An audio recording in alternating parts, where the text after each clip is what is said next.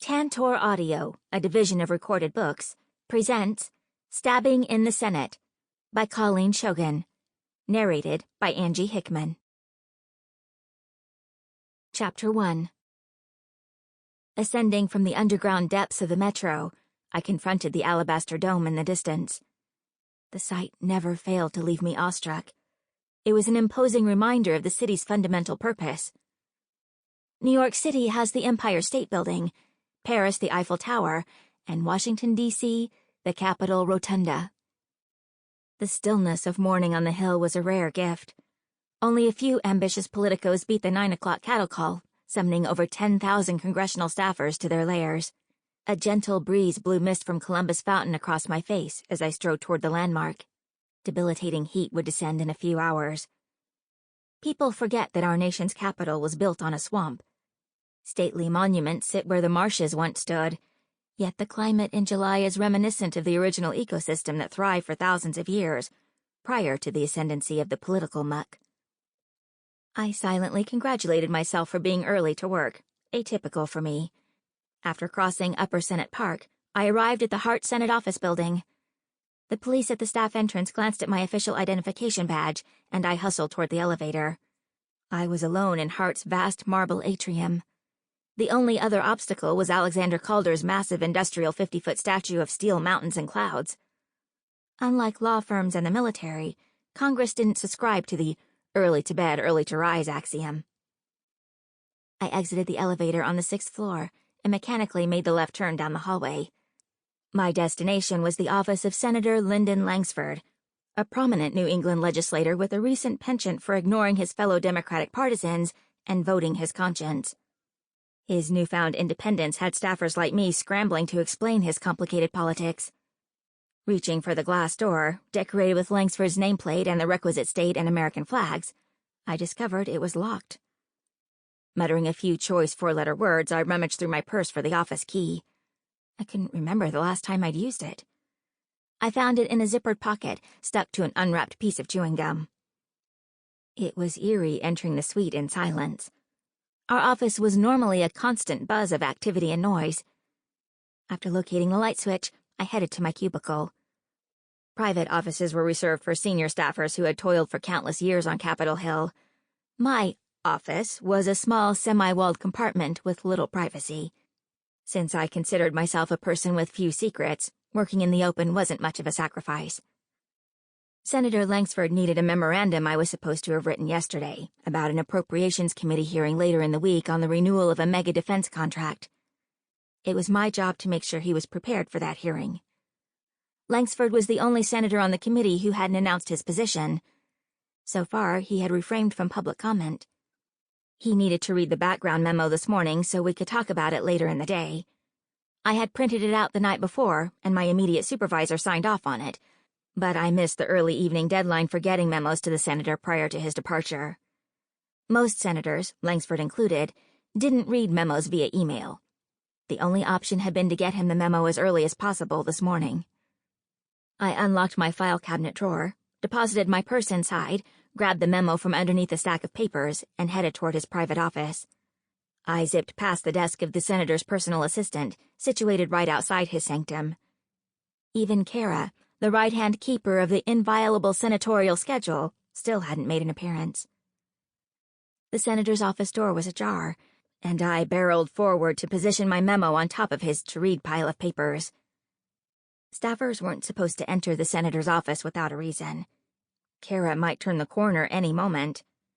If I could just slip in and out unnoticed, this memo would be the first document he read when he arrived for work. I glanced toward the sitting area. A hand rested on the arm of a regal chair. The chair, turned away from me, faced the windows and a beautiful view of the Capitol grounds. Royal screw-up. I wasn't the only person in the office. Senator Langsford was already here. He always arrived through the private entrance, not the main door. I had infiltrated his office unannounced. There was no way I could back out of the office gracefully. I cleared my throat and stammered awkwardly. Senator Langsford, I'm sorry, sir. It's Kit Marshall, Senator. I didn't quite finish up the appropriations hearing memo before you left last night. I wanted to put it in your inbox this morning so you could read it, and if you'd like, we could discuss it later today or whenever." No response.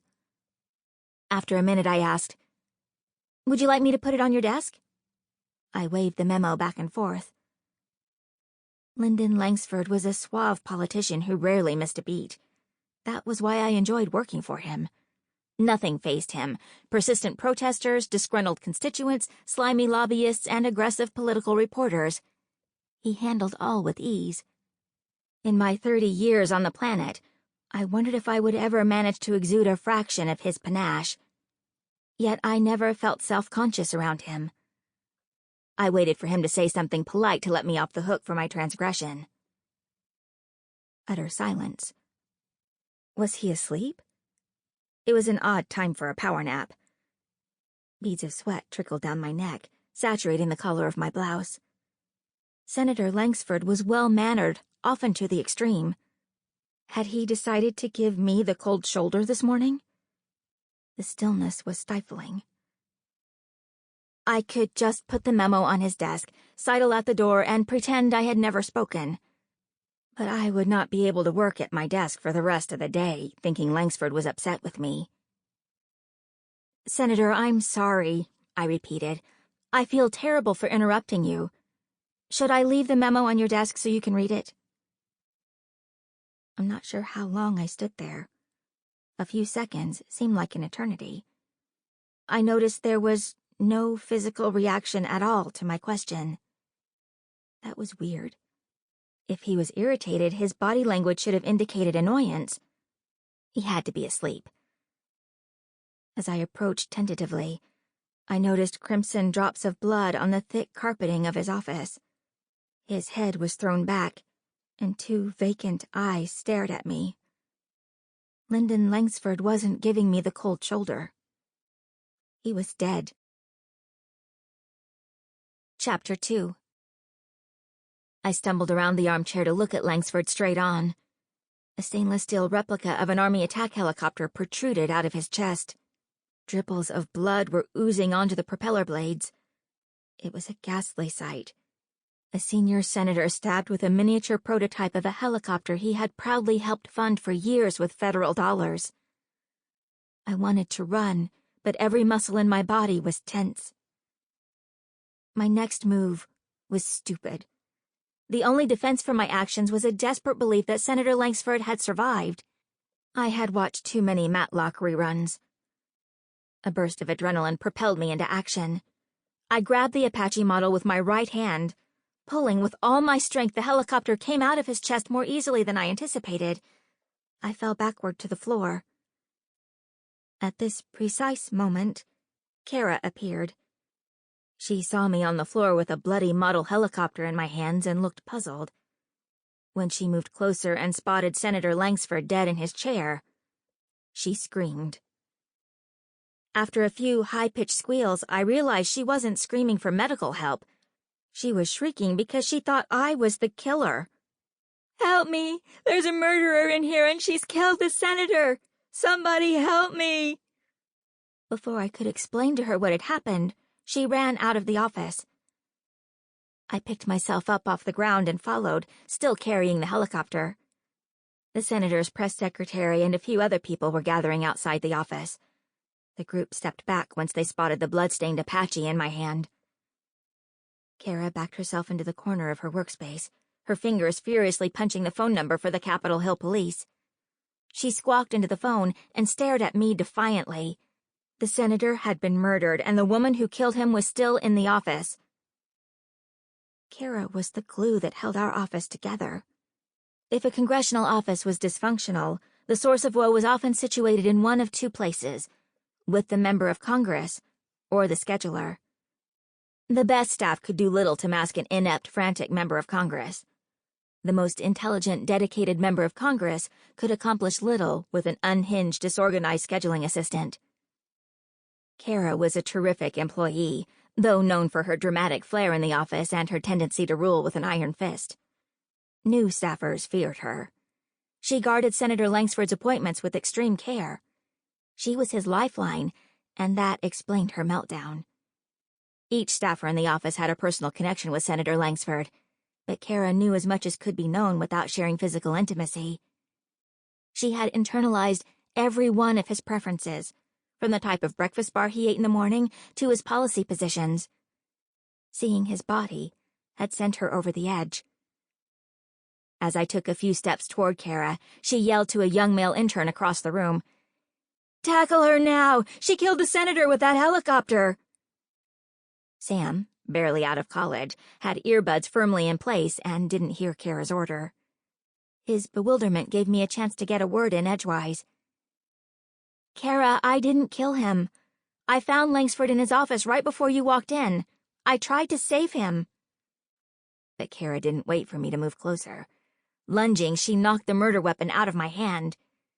It fell to the ground, breaking in half. 2 Capitol Hill police officers stormed the office suite with guns drawn and commanded, "Put your hands where we can see them and step out of the office immediately." Kara and I obliged, walking slowly out of the office. With blood on my hands, I was obviously the more likely culprit, and the officer immediately slapped handcuffs on me and pulled me into the hallway. Out of the corner of my eye, I saw my best friend and office mate arrive for the day, clutching her Kate Spade bag, her blonde bob perfect and her makeup flawless as ever. Meg's mouth hung open, as though gaping in shock, but also forming a question. I just grimaced weakly, cutting her off before she could say a word. "Meg, Senator Langsford is dead. I found him in his office. Call Doug and tell him I need one of his family's lawyers to sort this all out." She couldn't quite process the news, but her hands obeyed. She grabbed her BlackBerry from her purse and typed furiously. Doug was my main squeeze. For many years we had an on-again, off-again relationship. Right now we were in the on phase and lived together. His family had considerable connections, and he could find a good criminal attorney if necessary. Before anyone could ask what had happened, my immediate boss, Matt Rocker, arrived on the scene. With one of his legislative assistants crying and another in handcuffs, he probably thought he was in D.C. District Court instead of the Senate office where he had worked for the past 10 years. I couldn't look Matt in the eyes. Although the senator's legislative staff argued incessantly about policy priorities and who got more precious time and resources for their assigned initiatives, we universally admired Matt and enjoyed working for him. Our chief of staff wasn't so certain about hiring me, but Matt had stood up for me. Standing in front of him in handcuffs compounded the misery of my current situation. Matt was a slight guy in his late 40s. His hair was sort of bushy, and he constantly tried to push it out of his eyes. It was a nervous habit. If Matt thought the senator was about to make the wrong decision on a vote or undertake a politically dangerous line of questioning at a hearing, he would tug at his hair, trying to get it to lie flat on his head. Now he was almost pulling it out of his scalp. Matt gestured toward my handcuffs. "Are those absolutely necessary? Kit Marshall is a valued staffer in this office, and I doubt, with the police presence, she's a flight risk." "Sorry, sir." The police officer shook his head. "This is a murder investigation. This woman was found at the scene holding what could be the murder weapon." I tried to protest, but Matt cut me off. "Kit, stay quiet for now. This will be sorted out quickly. I have no idea what happened here, but I need to find Lucinda and Mandy." Matt was referring to our chief of staff, Lucinda Porter, and our press secretary, Mandy Lipman. Lucinda was his boss and had been friends with the senator for almost 20 years. Above all else, Lyndon Langsford was a politician and therefore was often guided by mutually beneficial relationships. Lucinda knew the right people and had good connections. Every chief of staff on the Hill recognized Lucinda, and she received invitations to A-list Beltway soirees without fail. Furthermore, she had a Rolodex full of donors with big pockets. Profound policy ideas could come from people like Matt, Meg, and me, but politics is about who you know, and everyone knew Lucinda. Staff understood why the senator kept Lucinda around, yet the same couldn't be said for Mandy. Press secretaries often cultivated tenuous relationships with the policy gurus in a congressional office. Policy people cared about passing legislation, and press folks cared about selling their boss's persona to voters, and rarely the twain shall meet. That said, Mandy was beyond unpopular in our office. In a nutshell, she was a typical Washington cliché, hunting to work for anyone she thought potentially powerful. If Langsford didn't meet her standards, she would switch jobs in a heartbeat. Langsford had recently fostered a reputation as a political maverick. Nearing the twilight of his career, he had begun to buck the party leaders in the Senate, taking several controversial stances. Due to his unpredictable behavior, he had become a media darling and a favorite on the Sunday morning talk shows. Mandy showed up soon after Langsford's political stock had started to rise. She was more than an opportunist. The whole city was full of opportunists. Distaste for Mandy proliferated because she didn't bother to mask her unprincipled ambitions. Not that I wasn't ambitious, too. Besides possessing raw political intuition that in my line of work passed for street smarts, the primary reason for my success on Capitol Hill was that I implicitly understood one basic fact. I worked for a senator, but I wasn't a senator. It seemed like an obvious concept, one too many people on the Hill failed to grasp. The problem with thinking of yourself as a quasi-member of Congress is that from time to time, your boss is going to take your advice and essentially flush it down the toilet. I understood that Senator Langsford made the final decision. The sooner a staffer realized how it works, the better. That's what bugged me about Mandy. Pretty much everyone else who worked for Langsford had a do-good look in his or her eyes. He was famous for hiring people with small egos and a strong work ethic. I never figured out how Mandy had slipped through the cracks. Somehow, she had managed to pull the wool over the senator's eyes. Unless... Perhaps Langsford could see perfectly well, given she was a silhouette size 4 redhead who sauntered around the office in stiletto heels and skirts stretched tautly over her toned behind. A moment later, a chunky, middle-aged guy with a bald spot entered the hallway and checked in with the uniformed officers. They nodded and pointed in my direction. As the only person standing around in handcuffs, I was hard to miss. The man walked over and introduced himself. "Hello, Kit. My name is Detective O'Halloran. I understand you have some information about what happened here. I need to get a statement from you, and the sooner, the better. In about 10 minutes, this story is going to leak. So how about we sit in a conference room here, and you tell me what you know?" I hesitated. I wasn't a lawyer, but on television shows, the dumb suspects never ask for legal counsel and usually end up saying something incriminating. But I was innocent and had nothing to hide. One side of my brain said to take him up on his offer so I could clear my name. The other side said I needed to wait to hear from my boyfriend and the lawyer he would soon be dispatching.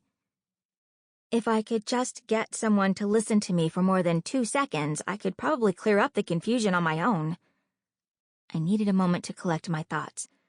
That was impossible with crime scene investigators rapidly arriving, along with every other uniformed cop who could possibly fit into our office suite.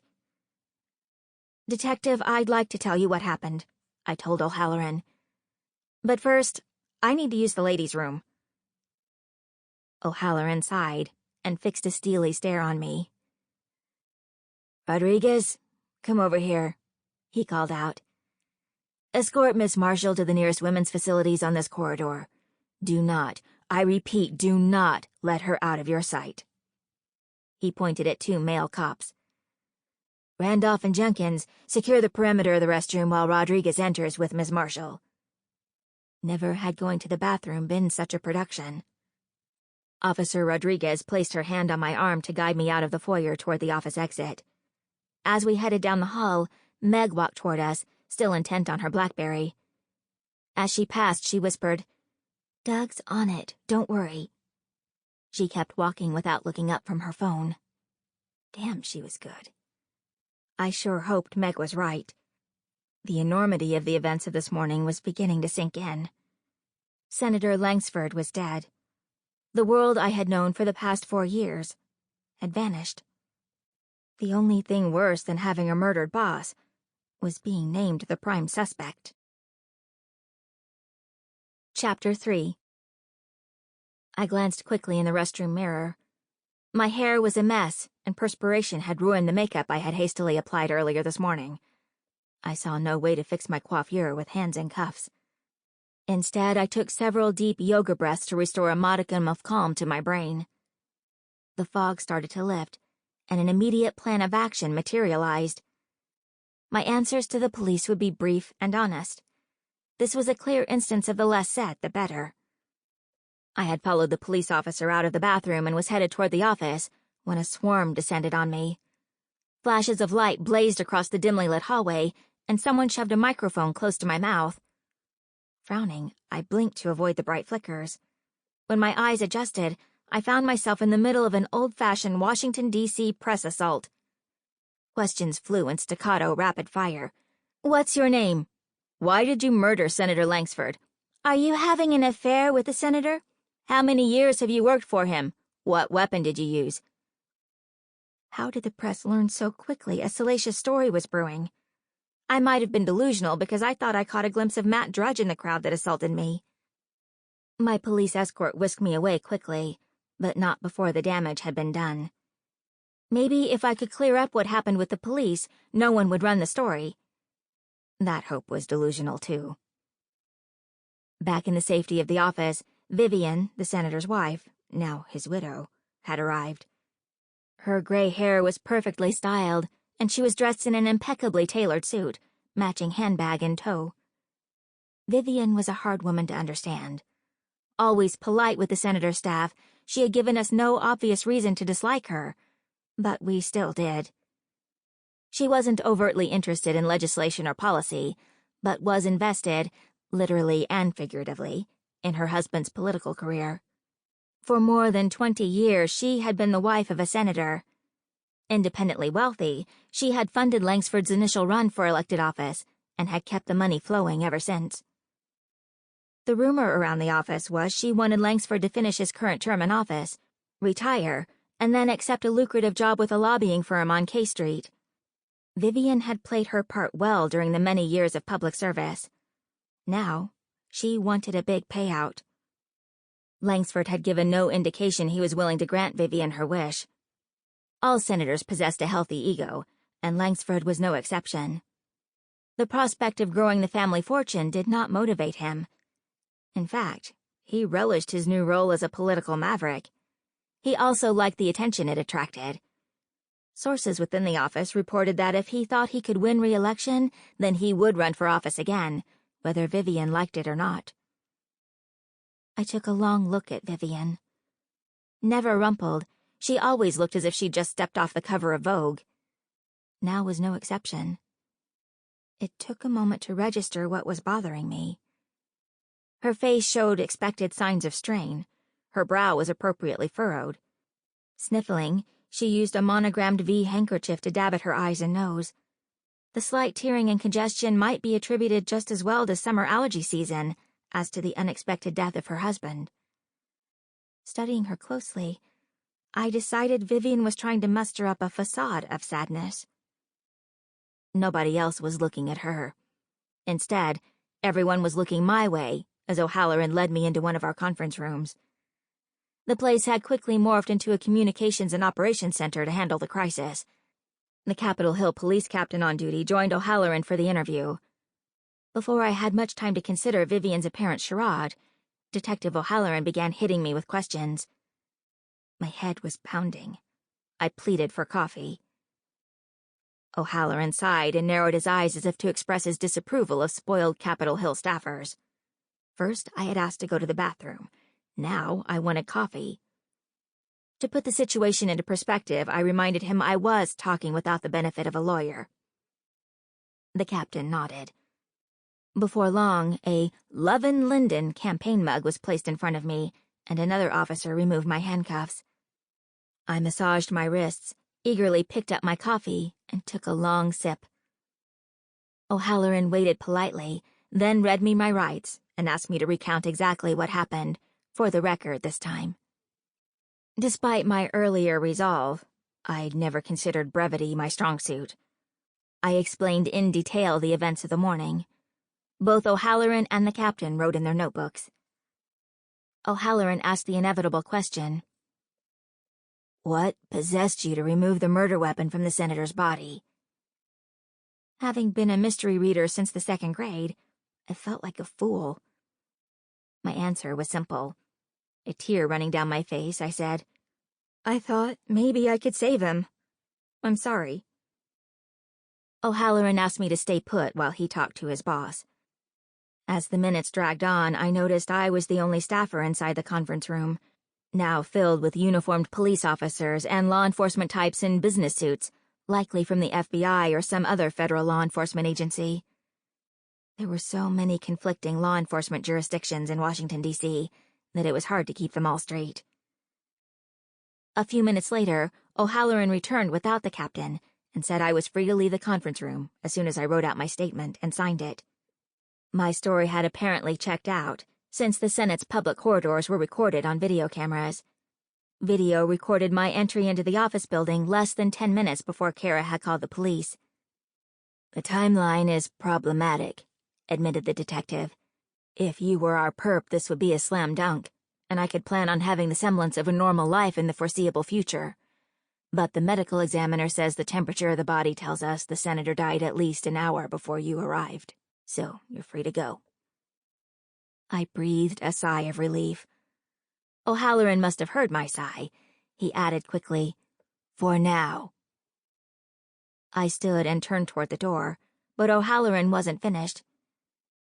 "Ms. Marshall, do you have any plans to leave the D.C. area in the next several days?" I shook my head and answered automatically. "The Senate is in session, and staff must stay in town when the Senate is legislating." "Don't leave town until we get to the bottom of this. Do you understand?" I nodded and walked out the door. After the session with O'Halloran, I had a new worry. I was effectively unemployed, and my days in the Senate were numbered. Capitol Hill jobs had coveted perks, yet one of the biggest downsides was a complete lack of job security. I served at the pleasure of Senator Lyndon Langsford. Most staff terminations followed after a failed re-election bid.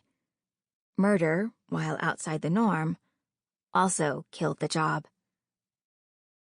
I returned to an office suite in chaos. Some people were crying, others were stoic. No one sat at desks or cubicles, and the staff was not alone.